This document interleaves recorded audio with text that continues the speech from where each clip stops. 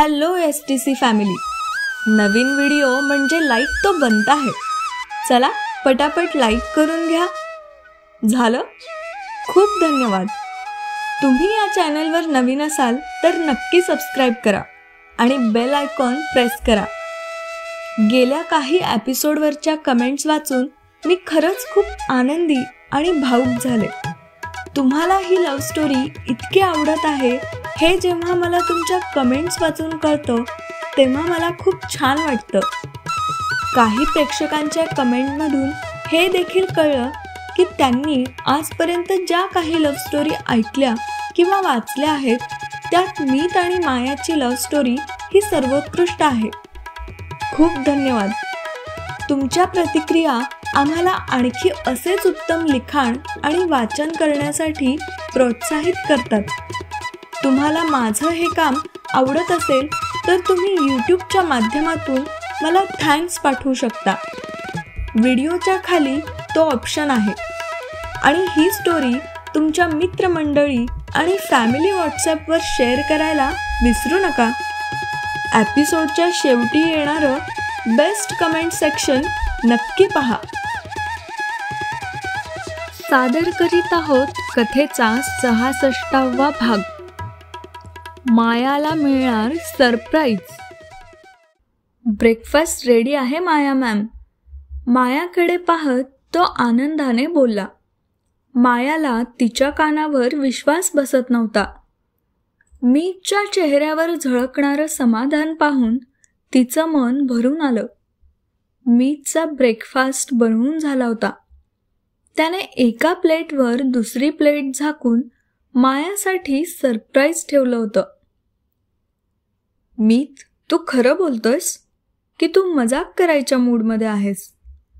माया अजूनही शॉकमध्येच होती. मी खरं बोलत आहे. मीतने हसून होकारार्थी मान हलवली. ती किचनमध्ये आली. मीतने काय बनवलं असेल याचा विचार ती करू लागली. तिने किचनच्या कट्ट्यावर नजर टाकली. मीतने सगळं काही आवरून ठेवलं होतं. गॅसवर कॉफीसाठी दूध देखील गरम करून ठेवलेलं तिला दिसलं. माया, ये ब्रेकफास्ट करायला. मीत डायनिंग टेबलकडे जात म्हणाला. इथे असलेला टोस्ट मेकर काहीतरी वेगळाच असलेलं तिला जाणवलं. तो तसाच उघडा होता. त्याचं झाकण बंद करून डायनिंग टेबलकडे जावं या विचाराने ती टोस्ट मेकरच्या जवळ गेली. तिने त्याच्या झाकणाला हात लावला. आई ग, मीत लवकर ये, माया मोठ्याने ओरडली. टोस्ट मेकर अजूनही गरम होता. त्याला हात लावल्याने मायाच्या बोटांना जोरात भाजलं होतं. लगबगीने हातातील प्लेट्स डायनिंग टेबलवर ठेवत मीत किचनकडे धावला. माया इतक्या जोरात का ओरडली असेल असं त्याला वाटलं.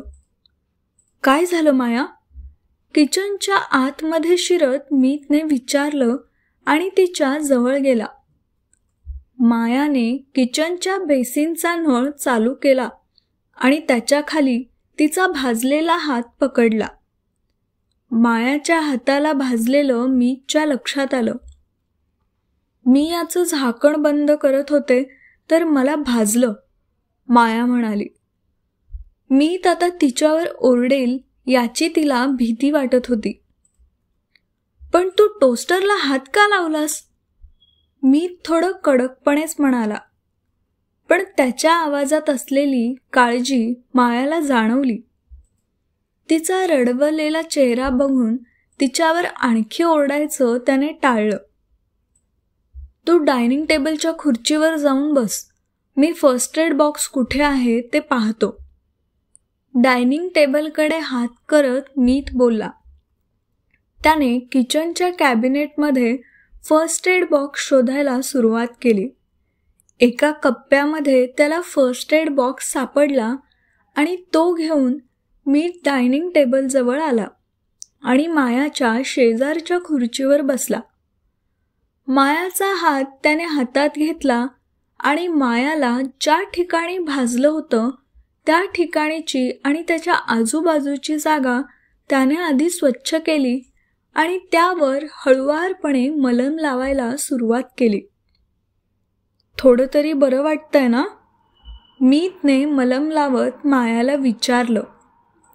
मीत मलम लावत असताना माया हळूच त्याच्याकडे पाहत होती. त्याच्या चेहऱ्यावरच्या काळजीने तिला झालेल्या वेदना कुठल्या कुठे पळून गेल्या. त्याचा रागवणारा स्वर देखील तिला हळवा आणि सुंदर वाटत होता. मला माहिती आहे माझी चूक झाली, पण आता तू मलम लावलंस तर मला बरं वाटत आहे, माया स्मितहास्य करत म्हणाली. आणि तू चक्क ब्रेकफास्ट बनवलास आज? मायाने आणखी एकदा आश्चर्याने विचारलं. कालपर्यंत ज्या मुलाला किचनमध्ये कसं वावरायचं हे माहिती नव्हतं, त्याने आज ब्रेकफास्ट बनवला म्हणजे काहीतरी स्पेशल नक्की असणार होतं. लिशा आणि अंकिताने बोललेलं ते वाक्य परत मायाला आठवलं.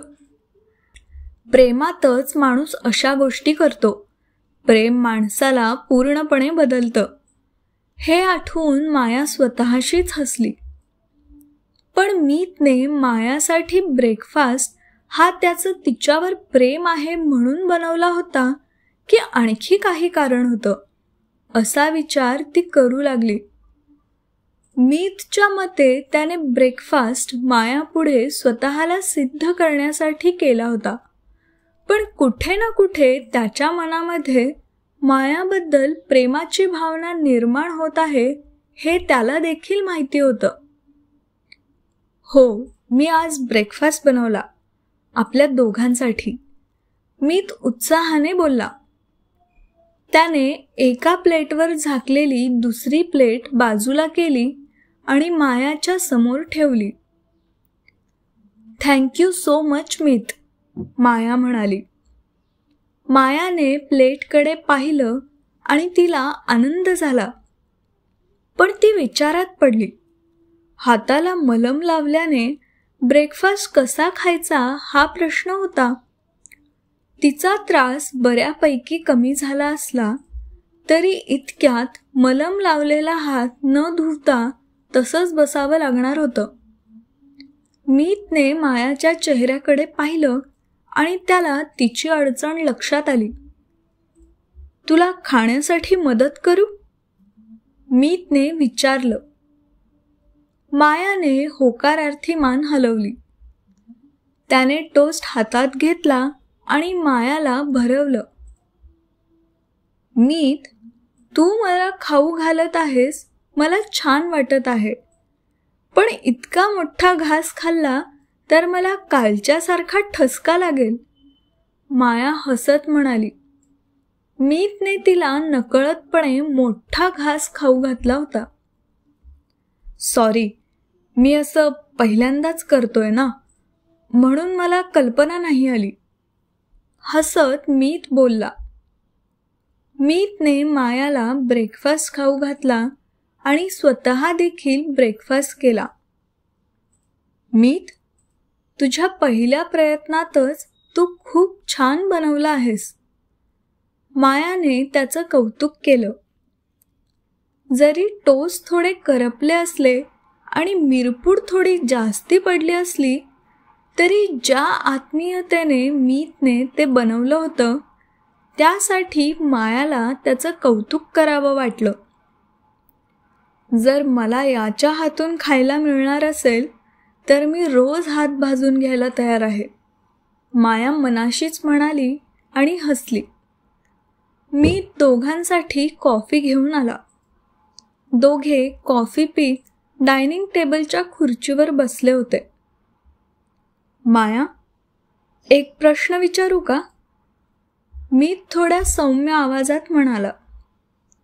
मीत आता काय विचारणार असा विचार माया करू लागली. तिने मान हलवून त्याला प्रश्न विचारायची परवानगी दिली. आपण दोघे अपघाताने भेटलो आणि त्या दिवशी इतकं काही जुळून आलं की आपण लग्न देखील केलं. त्यानंतर जेव्हा आपण लग्नाचा कॉन्ट्रॅक्ट फायनल केला आणि त्यावर सह्या केल्या, तेव्हा तू तो कॉन्ट्रॅक्ट वाचला देखील नाहीस. मीत बोलू लागला. मला असंच एक प्रश्न बऱ्याच दिवसांपासून विचारायचा होता. कॉन्ट्रॅक्टमध्ये आपण लिहिल्याप्रमाणे जेव्हा आपला घटस्फोट होईल तेव्हा दुसरं लग्न करण्याबद्दल तुझा काही विचार आहे का? मीतने विचारलं. माया सध्या त्याच्याबद्दल काय विचार करते हे त्याला जाणून घ्यायचं होतं. जर मायाच्या मनामध्ये दुसऱ्या कुठल्या मुलासोबत लग्न करायचा विचार असेल तर तिला तो रोखू शकत नाही याची त्याला कल्पना होती.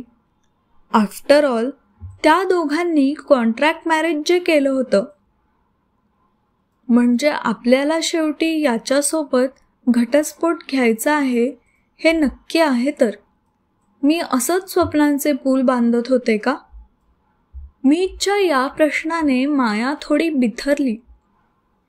पण तिने मनात चालत असलेले विचार तिच्या चेहऱ्यावर दिसू दिले नाहीत. काल लिशा आणि अंकिताला बोलल्याप्रमाणे जास्त पुढचा विचार न करता हा वेळ पूर्ण जगून घ्यावा या विचाराने ती सावरली. माझ्यासोबत कोण लग्न करेल मीत? माया मिश्किलपणे हसत म्हणाली. मला खात्री आहे कुणाला पण माझ्यासोबत लग्न करावं वाटणार नाही.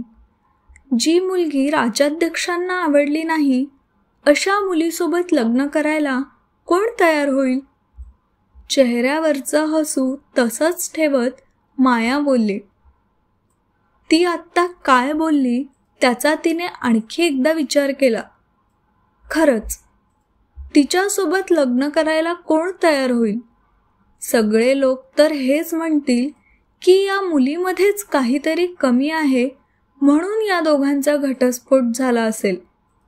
घटस्फोट झालेल्या मुलींकडे पाहण्याचा जगाचा दृष्टिकोन कसा असतो याची तिला कल्पना होती. समाज मुलांच्याच बाजूने जास्ती का विचार करत असेल असं तिला वाटून गेलं. आणि या केसमध्ये तर चक्क राज्याध्यक्षांसोबत घटस्फोट झाला म्हणजे 101% या मुलीमध्येच काहीतरी खोट असणार यावर विश्वास ठेवायला लोकांना एक क्षणही लागणार नाही याची तिला खात्री होती. पण मीत असा काही विचार करत नव्हता. त्याला फक्त हे जाणून घ्यायचं होतं की तिच्या मनामध्ये काय आहे.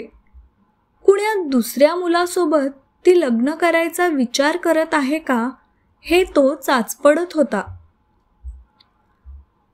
पण मला वाटतं की तुझ्यासोबत लग्न करायला भरपूर मुलं तयार होतील. मी तिच्या प्रश्नाला उत्तर देत म्हणाला. मायाला समीक्षा राऊतच्या पार्टीमध्ये जितके लोक भेटले होते त्यापैकी बरेच जण तिच्यासाठी बरोबर पार्टनर आहेत असं त्याला वाटत होतं. जर तिचं मीतसोबत लग्न झालं नसतं तर त्यांच्यापैकीच काही जणांनी तिला डेटसाठी देखील विचारलं असतं असं त्याला वाटत होतं. मीत, काही दिवसांपूर्वी मी माझ्या लग्नाच्या स्वप्नामध्ये इतकी गुंतले होते की राज हाच माझ्यासाठी या जगातला सर्वोत्तम मुलगा आहे असं मला वाटत होतं. पण ऐन लग्नाच्या दिवशी त्याने मला धोका दिला आणि माझी सगळी स्वप्ने धुळीला मिळाली. माया म्हणाली. त्या दिवशीचा तो पूर्ण प्रसंग तिच्या डोळ्यासमोर उभा राहिला. आणि त्या सगळ्या परिस्थितीमध्ये मी तुझ्यासोबत लग्नासाठी होकार दिला.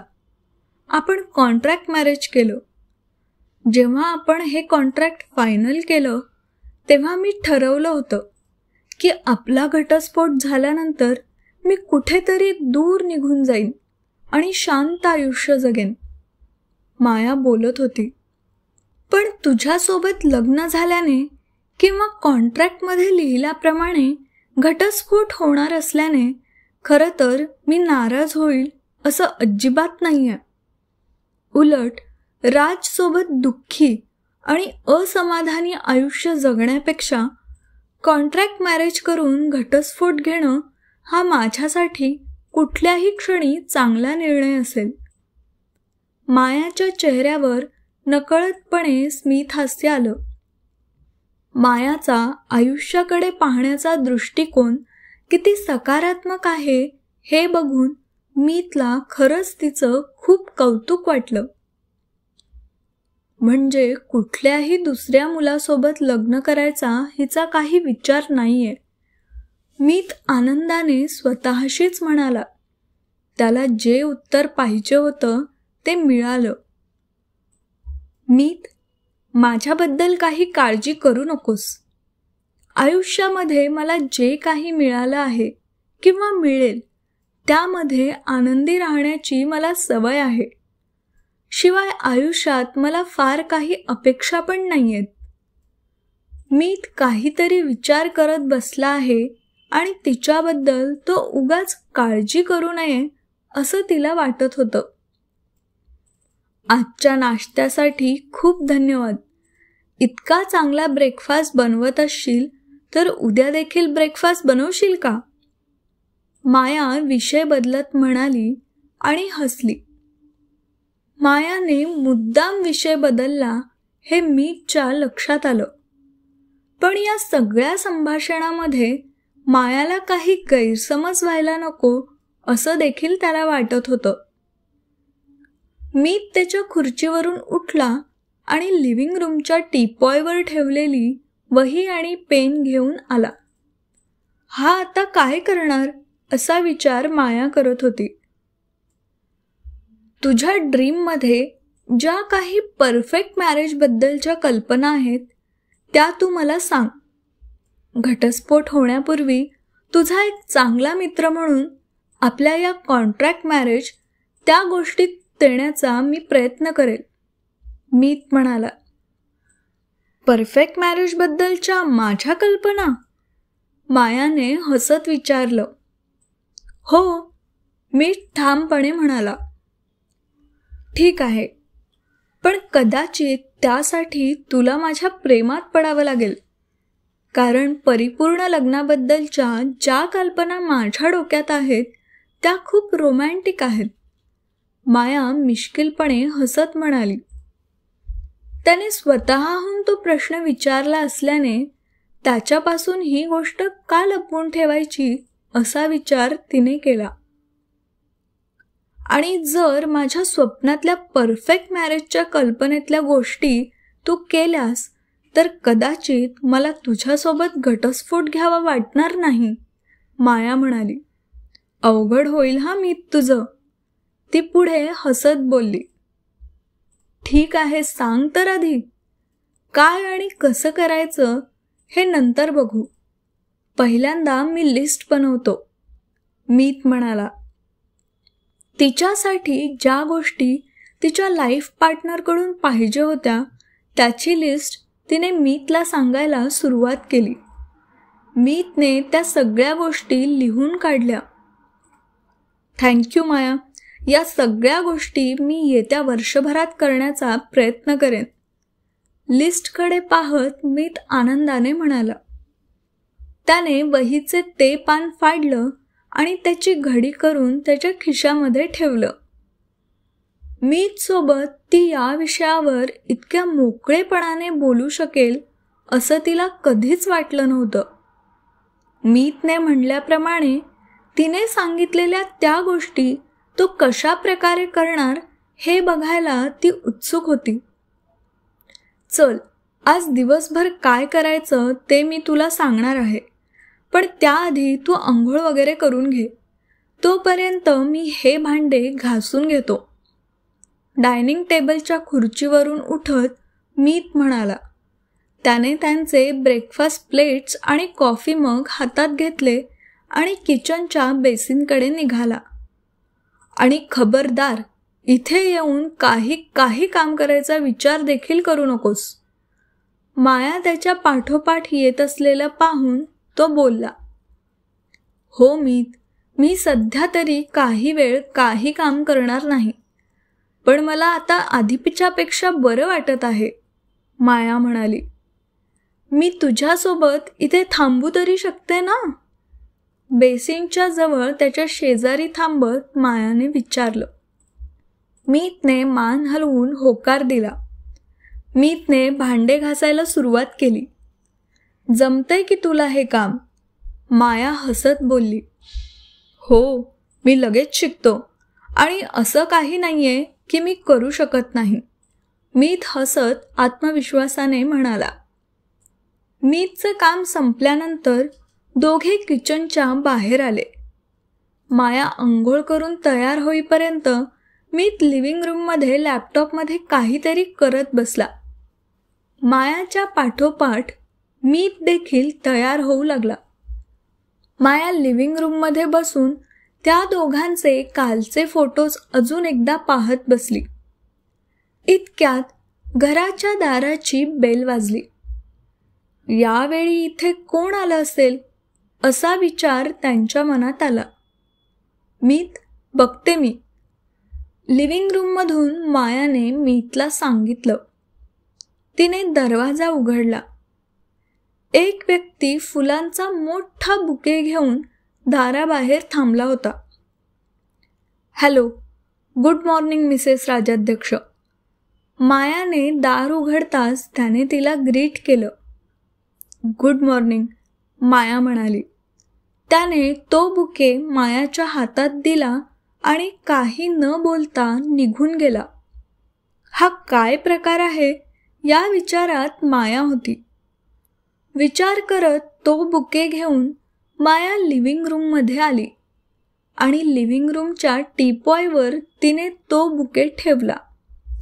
त्यात काहीतरी मजकूर लिहिलेली छोटीशी चिठ्ठी होती.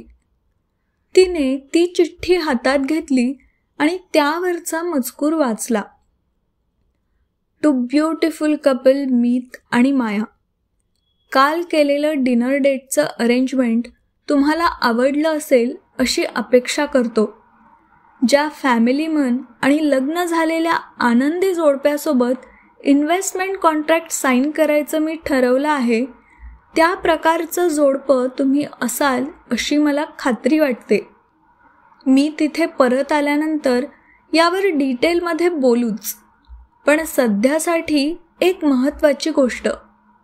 दुबईमधला माझा मुक्काम आणखी 2 दिवसांनी वाढला आहे. Mark uncle. मायाने तो मजकूर वाचला आणि तिला आनंदाचा धक्का बसला. आणखी काही दिवस सिंगापूरमध्ये मीत सोबत घालवता येतील याचा आनंद तिच्या चेहऱ्यावर स्पष्टपणे दिसत होता.